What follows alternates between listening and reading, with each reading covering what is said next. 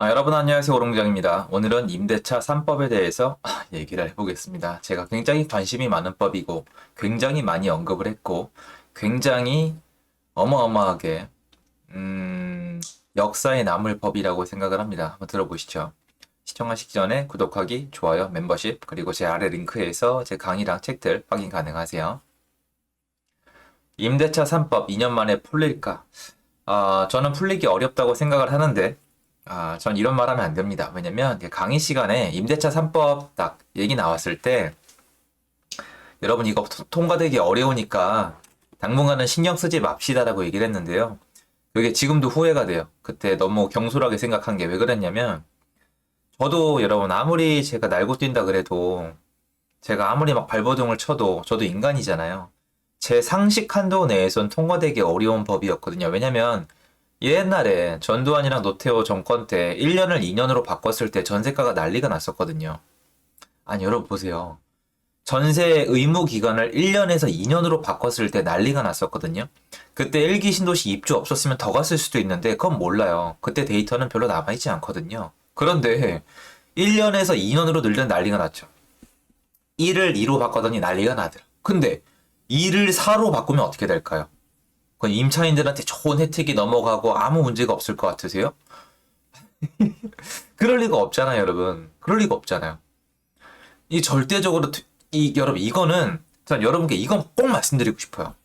여러분 이거는 여러분이 지금 임대차 3법의 부작용을 느끼고 계신 분이 계시다면 갱신권에 만족하는 분이 계시다면 저 할 말은 없어요. 왜냐면 분명히 누군가는 혜택을 가져갔을 거니까 그거는 할 말은 없어요. 근데 제가 주변을 보면 웃고 있는 분들은 별로 없어요.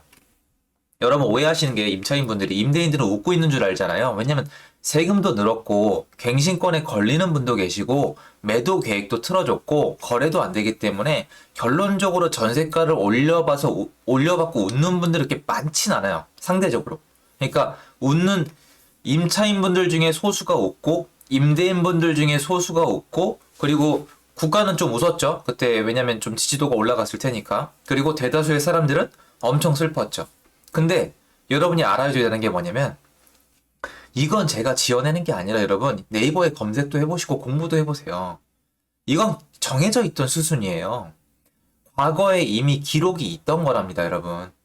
1년을 2년으로 바꿨을 때 난리가 났는데 2년을 4년으로 바꾸면 어떻게 되겠어요? 그 와중에 시장이 안정되어 있지 않다면? 그 와중에 그 전부터 전세를 공급할 수 있는 민간 주택의 80% 이상의 그러니까 시장의 임대 시장의 80% 이상을 차지하고 있는 민간 다주택자가 전세를 공급 못하게 되는데 이런 법을 통과시키면 어떻게 될까요? 전세가 상승이 아니라 전세가 대폭등은 예측돼 있던 거예요. 그런데 제가 아무리 이렇게 얘기를 해봤자 저는 투기꾼 취급받던 애고 많은 분들이 찬성을 하셨으니까 통과가 된 거잖아요. 그러니까 이 사단이 났는데 거꾸로 이거를 해지하기가 쉬울까라는 생각이 들어요. 왜 그러냐? 쉬워요. 제가 그때 부족했던 게 뭐냐면은 부동산에 대한 지식이 아니고 정치에 대한 지식이었어요. 사실은 그 법 통과 이후로 정치에 대한 채널도 챙겨보고 정치 공부도 했어요. 그런데 제가 임대차 3법 통과되고 제가 바뀐 게 뭐냐면 이거는 제가 미숙하다고 생각하셔도 좋아요. 제가 부족한 부분이니까. 저는 되도록 정치랑 부동산을 떼서 보는 게 유리하다고 생각을 했는데 이게 그때그때 다른데 자유시장을 인정해주는 시장에서는 정치랑 시장을 좀 나눠서 봐도 괜찮은데요. 지난 5년 동안은 안 돼요. 정치가 부동산이고 부동산이 정치. 왜냐면 정치가 대출도 묶고 모든 걸 다 묶어버리니까 방법이 없더라고요. 그래서 그때보다 훨씬 더 많은 에너지와 신경을 써서 공부를 합니다. 그런데 그때 180석에다가 그러니까 모든 것이 진짜 아닌 막말로 모든 것이 여당이 다 갖고 있었잖아요. 그러니까 제 상식을 초월하게 통과가 된 거고 지금은 그렇지 않죠. 지금은 그렇지가 않고 그리고 임대차 3법을 만약에 다시 없앤다고 했을 때 사람들이 어떻게 반응할까요? 제 채널을 보시는 분들 정도면은 야 임대차 3법 만약에 폐지한다 그러면 시장에 좋은 일 아니냐라고 생각하시겠지만 어떤 프레임을 또 씌울까요? 뻔하죠. 쟤네 봐라 저거 임대인들 편이다. 다주택자 편이다. 투기꾼들 편이다. 토건 세력들이다. 임차인들이 4년을 거주할 수 있는데 2년으로 줄이려 그런다. 저런 악마 새끼들이 어딨냐라고 얘기할 거 아니에요. 안 할 것 같으세요? 기사가 한 줄이 안 나올까요? 여러 줄 나오지 않겠어요? 그 언론도 있고, 그리고 갱신권에 대한 혜택을 받을 계획인 분들, 그거에 맞춰서 주거 계획을 세운 분들도 있을 것이고, 그리고 지금 이 상황이 굉장히 마음에 드는 임대인 분들도 있을 것이고, 어떻게 될지 몰라요. 그런데 제가 이미 한 번 완전히 틀렸었기 때문에, 틀린 거 지금 말씀드려요. 저 임대차 3법 통과되는 거 못 맞췄습니다. 전 많은 분들이 맞추셨는데 저는 통과 안 될 줄 알았어요. 그러니까 그건 알아두세요. 근데 저는 이거 다시 뒤집기 어렵다고 봐요. 근데 만약에 없앨 거면 없애는 게 좋아요. 이거 보안 같은 건 안 통해요. 제가 봤을 때. 왜냐면 제가 집에서 곰곰이 생각을 해봐도 이 손바닥이에요. 양날의 칼인 게 요쪽이 있으면 저쪽이 있고 저쪽이 있으면 이쪽이 있어요.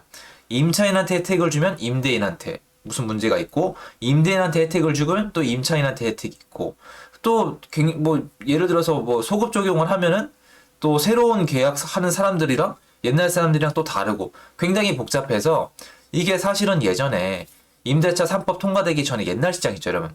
옛날 시장에서 사실 별 문제 없이 잘 지내왔잖아요. 인정할 거 인정합시다, 여러분. 임대차 3법 통과되기 전에 예전에 전세 시장 별 문제 없었잖아요. 여러분 이게 2016, 17년도까지 전세 난민이란 얘기 없었어요. 2017년도 이후로 다주택자가 없어졌으니까 전세 물건이 줄어든 건데 그때도 입주가 많았잖아요, 경기도에. 2018, 19까지. 그래서 상관없었잖아요. 그 정상적인 시장이 있었기 때문에 사실 그렇게 정상적으로 시장에 자리 잡기 어렵거든요. 그럼 그때로 돌아가는 게 좋다는 게 제 생각이에요. 그런데 이게 제 생각대로 되겠냐고요. 네, 지켜보셔야 돼요. 그리고 제가 오늘 영상을 킨 이유는 여러분 임대차 3법의 부작용이 아직 안 끝났어요. 왜 그러냐면 이것도 옛날이랑 똑같아요. 임대차 3법이 어떤 거예요? 뭐 신고하는 거나 이런 거 말고 그 어쨌건 2년이 아니라 4년이잖아요. 4년이면은 몇 년이 끝나야지 완전 효과가 끝나겠어요. 4년이 지나봐야죠.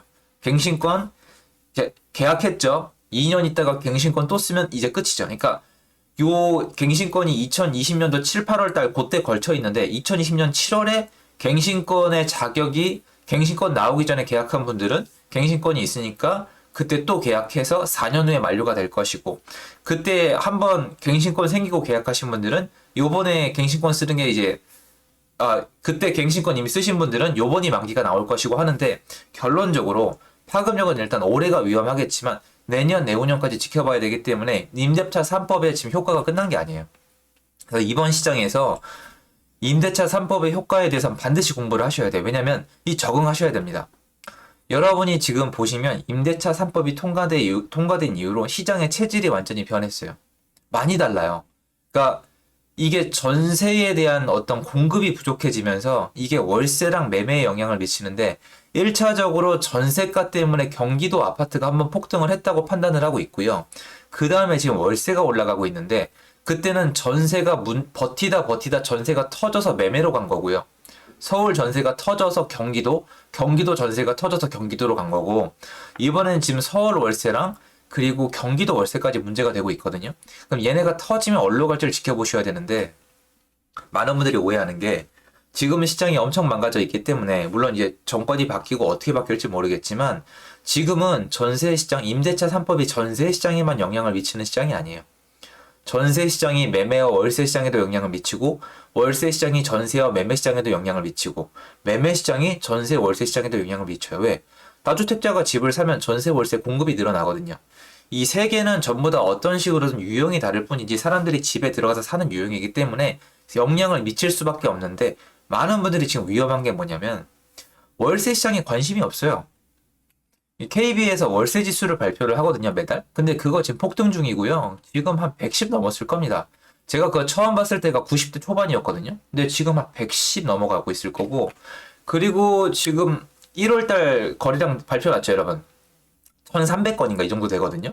그러니까 지금 시장은 완전 정상이 아니기 때문에 지금 분명히 이 월세 소화, 전세 소화, 매매 소화 중에서 문제가 있을 것인데 한 군데서 지금 월세만 아마 죽어나가고 있을 건데 임대차 3법이 바뀌지 않는 이상 지금 이 임차 시장, 월세 전세 시장은 해결이 되기가 어렵거든요. 다주택자 지금 갑자기 다주택자를 양성하기 더 어려울 거 아니에요. 세법을 완전히 바꿔버려야 되니까. 그래서 여러분들은 앞으로 2020년도 7월 이후로 2022년도 7월, 2024년도 7월까지 지켜보셔야 돼요. 임대차 3법의 효과가 어떻게 나타나는지. 그때 되면 자리를 좀 잡을 거예요. 정말 일찍 자리 잡으면 2023년도에 자리가 잡혀가겠죠. 사람들이 지치거나 공급에 대한 시그널이 나오거나. 그런데 문제는 신축 공급도 부족하기 때문에 2024년도는 돼봐야 임대차 3법의 효과를 일단은 데이터화할 수 있을 거라고 저는 생각을 하고 있거든요. 그래서 여러분들도 그거 한번 지켜봐 주시고요. 저는 제가 알게 되는 거 이제 공유를 드리니까 그럼 같이 생각해 보면 되겠는데, 저도 사실 옛날에 없던 법이잖아요. 임대차 3법이. 그래서 시장에 정확히 어떻게 영향을 미치는지 혼란스러운 게, 지금 거래량에 대해서도 전 이해를 잘 못하고 있는 사람이거든요. 물론 거래량을 이해를 못한다고 해서 앞으로 시장이 대응을 못하는 건 아니니까 일단 냅두고 있는데, 어쨌건 지금은 여러분들이 매매 시장만 신경 쓸 게 아니라 바뀐 임대차 3법이 2022년도에 어떤 영향을 미칠지, 그리고 2024년도까지 추가적으로 어떤 영향을 미칠지 반드시 지켜보셔야 돼요. 굉장히 중요한 포인트가 될 것입니다. 같이 지켜보시죠. 도움되었으면 좋겠고요. 이 영상은 여기까지입니다. 감사합니다.